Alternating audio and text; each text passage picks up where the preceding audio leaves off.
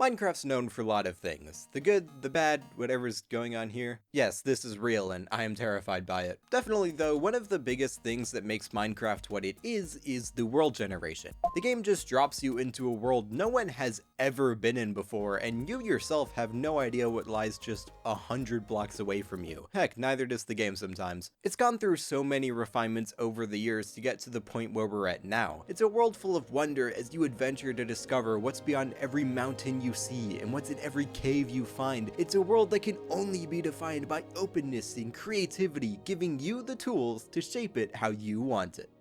But what if I want my world to look like this? You ever make a Minecraft world and you're just like, not feeling this? Well, don't you worry. With Minecraft's world types option, you can really create the world of your dreams.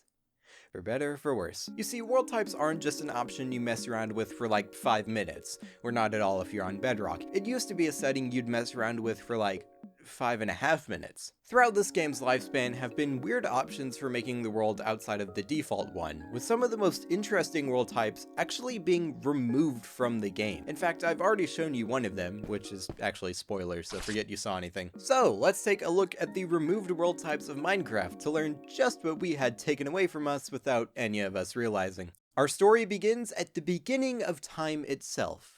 2010. Minecraft is in its indev period of development. The infinite world generation we're all used to doesn't exist yet. Worlds are confined to a limited space by this point, and the only options you have when it comes to making your world is picking one of 3 sizes: small, normal, and huge. Except huge made my game break every time I tried to play it. Now, technically, these world options had been in the game ever since its first month of existing in 2009, but we really didn't get world types until 2010, where the world creation screen went from this to this. You're given 4 different types. Island makes your world mainly one island with a couple of smaller ones around it, and everywhere else is just water. Floating is a similar idea with smaller floating islands at different heights. Flat is super flat, but keeping some of the normal world generation like trees and even caves. And inland is probably the closest you'd get to something resembling world generation today. You're not surrounded by water, but instead a ton of very flat land, and it's very obvious where the playable area ends. Shape is the second thing that you get to choose, either going with square, long, or deep. The sizes from before also return, but there's also the introduction of themes. Initially, there were only 2 themes, those being normal and heck. Sorry, I'm not gonna say a scary word. I like money. You could look at it kind of like a precursor to the Nether. There's lava in place of water, it's very dark, and there's no grass. It's fun to play around with these settings, but the only one that I thought really looked all that cool was making a floating, deep, huge, and normal world, which looks like this. Yeah, this was just in the game at the time. And speaking of what's in the game at the time, playing these older versions felt like a fever dream, because there's this mob called Rana walking around in packs and not doing anything. Items had physics to them, stack sizes were 99, coal ore dropped stone slabs, and even when the mobs that we're used to, like skeletons, were added, they dropped gunpowder. They also had the ability to shoot arrows out of their faces, so I guess they just had their bows in their mouths. Not long after, we would see the introduction of 2 new themes: Paradise and Woods. Paradise is always sunny, has lots of flowers, lots of mobs, and is pretty. Woods has a gray sky and, surprisingly, a ton of trees. With Woods though, you do gain the ability to make a flat world that looks like a 2011 era Roblox Slender Man horror game. Oh, did you guys see that? Unfortunately, come InfDev, bringing infinite world generation,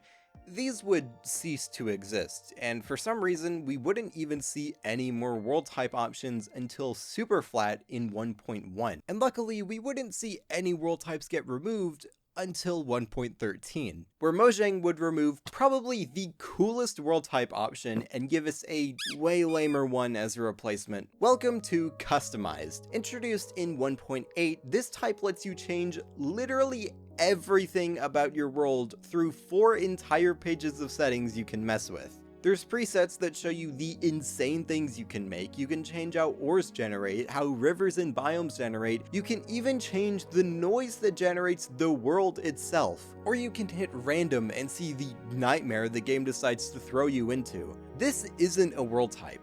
This is a tool to shape your world how you see fit. and to make something that is truly yours. In a game with seemingly endless possibilities, this managed to make the possibilities even more endless, something representative of the level of customizability of Minecraft itself, making it an instant staple of Minecraft world type. Is removed 4 years later. So 1.13 axed the customized world type due to the update rewriting how world generation worked. 1.13 was a big technical update. In fact, that's originally all it was going to be for Java 1.13, but customized wouldn't work anymore, so instead of remaking all of this, customized was replaced with their lamer cousin, Buffet. Wait, where's all the buttons that I didn't understand? Buffet is a much simpler world type. You pick your generator type, consisting of either surface, which is just overworld generation, caves, which is just the overworld slapped onto Nether generation, and floating islands, which is just the overworld slapped onto end island generation. After that, you pick a single biome for the whole world, and you're done. Yeah, only 2 things to go through, but you can still make some pretty funny looking worlds though. Buffet would carry on customized legacy by only lasting 2 years before being removed. Kinda, sorta. Buffet as a world type was later removed, with each of the generator types becoming their own separate world types. It's basically the same as before, but now with surface renamed to single biome. Floating islands and caves only would later be removed, so let's talk about those. First up, we got the closest thing vanilla will ever get to the Aether dimension, floating islands. Floating islands is, like mentioned, quite literally just overworld generation in the shape of the floating outer end islands. You can still find many aspects of the overworld, like plants, villages, water, mine shafts, caves, ruin portals, amethyst geodes if you're playing on 1.17, and even strongholds. This is an entirely competent Minecraft world, aside from the fact that you're stuck on a single biome and you're constantly standing over the literal abyss. This entire thing can be played and acts like a challenge that's a mix of both regular survival and super flat survival. Mostly just because it's a single biome. But if you are going to play this world, I must give you a warning. Prepare to get shot. The way mob spawning works, the game is gonna try to spawn the same amount of mobs as it would in a normal world, but now in less area and less caves to fill up the mob cap. Basically what this means is that anywhere that's not getting sunlight, or any kind of light, every hostile mob in existence is gonna start chilling there. Structure generation is also weird. Amethyst geodes sometimes spawn in the middle of the surface, strongholds generate trying to hide like someone hiding behind curtains, villages sometimes spawn in the void, and since there's no floor to generate on, instantly have everyone fall into the void, leaving their floating crops unattended. And mine shafts are entirely open, but also affected by the mob spawning issue as before. Yeah, reminder, this is an official world type, but there's one thing about this world type, as well as the caves only one that I'll talk about in a few minutes, that barely anyone knows about. You see, floating islands and caves only were removed from the game in 1.18. The reason why this is interesting is because if we rewind back to when customized was removed in 1.13, even though you couldn't make these worlds anymore, you could still open customized worlds from older versions into 1.13, but any new chunks will just generate as normal terrain. This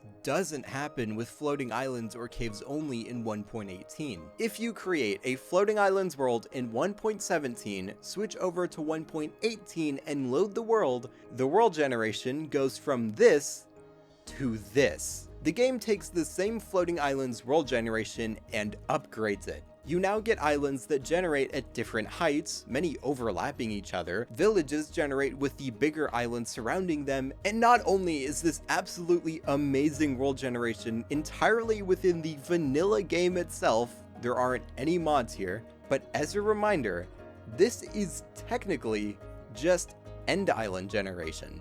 As far as I know, the game isn't doing anything to the generation other than just applying the new 1.18 world height to the end island generation. And we know this because there was a snapshot during 1.17's development, before Caves and Cliffs was split, where the world generation height change was unintentionally applied to the end as well. The outer end islands look like this, with super tall islands that sometimes look like they have their own hills and mountains, making the end feel like some kind of space canyon. All the islands are now connected, making traveling through the end way easier. The smaller islands also generate, but are now way too low to be useful. And also, because of how high up the end cities are generating now, they can and will get cut off by the build height. The main island itself ends up looking cool to load into, but once you make your way to the top, you find out that all of the obsidian towers and the dragon itself all spawned inside of the island. I mean, you can still mine your way into breaking the crystals, but it's very tedious now. I still can't get over how the game just did this on its own. Anyways, let's move on to caves only. This is just the Nether, but less fun. Welcome to the caves only world type. Instead of the overworld slapped onto end generation, it's the overworld slapped onto Nether generation. How innovative. Water instead of lava, stone instead of netherrack, and don't worry, that feeling of the Nether sucking out all of your joy is still here. Remember that mob problem from earlier? Still as unpleasant as the Nether. Not even the water saves you. They don't tell you this, but it's actually Dasani water. This place does also have a bedrock roof, which admittedly is cool, but villages only generate on top of it, and it also blocks out the sun, which on top of all the mobs from earlier also means no trees. Yeah, want wood? Find yourself an abandoned mineshaft and take the wood from there, while also getting sniped by skeletons and blown up by creepers. Strongholds do generate here as well, so if you hate yourself, you can beat this world type too. The world type does get a bit better if you switch out the biome before generating. Lush caves look pretty cool and give you easy food. Dripstone caves look kind of weird, to be honest, but it really gets interesting if you pick a nether biome. Warped forest, but especially crimson forest, look really cool. Basalt deltas also look cool until you realize you're in a basalt delta. Soul sand valleys remind me of Chaco Mountain, and nether wastes at least have a kind of cool color scheme. But what happens when you upgrade these worlds to 1.18? How about the most beautiful lush cave you've ever seen? Upgraded cave-only worlds make the oceans go deeper and become these absolutely massive and intricate aquifers. The caves themselves also begin to have multiple layers. Upgraded worlds also get these weird borders between new and old chunks, but what this means is that it's possible to find where the new chunks begin and mine your way to the top of the bedrock roof. But unfortunately, non-overworld biomes just break upon upgrading. Crimson forests, warp forests, and nether wastes just revert to normal grass, stone, and water, but still generate mobs and structures. Soul sand valleys actually stay mostly the same, but just without the soul sand, and basalt deltas remain mostly the same, but without the black stone or glowstone. Now, why were these removed? Well, it's because floating islands and caves only can actually just be created through data packs, and Mojang really weren't supporting these to begin with, so they just decided to get rid of it. And 1.18 didn't just kill two world types, by the way. The old world type from Bedrock Edition, so old that it was in the game ever since it was called Pocket Edition, was also removed in 1.18. This was a world type for lower end devices, being a 256 by 256 by 128 sized world. This was primarily removed because most people just play on infinite anyways, but I guess they also figured that the new world generation probably wouldn't work as well on a small sized world. But also, if your device can't even handle a world in 1.17, there's no way it's running anything past 1.18. But you know what? I'm taking a stand against these being removed. I'll say it, Minecraft would be a much better game if nothing was ever removed. Never mind. Special thanks to my channel members like Charlie N47, Hyren, and Shoshi for supporting the channel. Thank you all so much for watching, and I'll see you very soon for the next video. Bye bye.